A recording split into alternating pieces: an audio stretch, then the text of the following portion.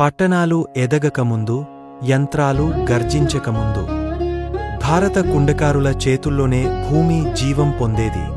ఆ చక్రం కేవలం పనిముట్టు కాదు, అది పల్లెల గుండె చప్పుడు, తరం నుంచి తరానికి సాంప్రదాయాన్ని మోసుకెళ్లే సాక్ష్యం.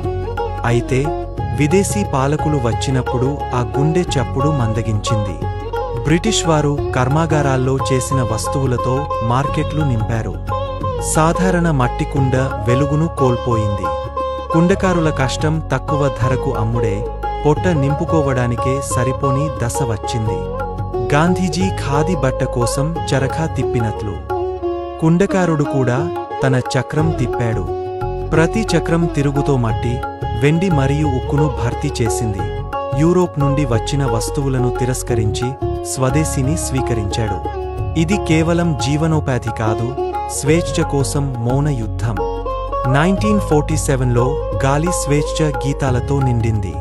త్రివర్ణ పతాకం గాలిలో ఎగరగా కుండకారుల చక్రం మళ్లీ ఆశలతో తిరగడం మొదలెట్టింది.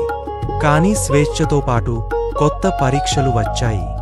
చవక ప్లాస్టిక్ పరిశ్రమల ఉత్పత్తులు పాత మార్గాలను మళ్లీ సవాలు చేశాయి.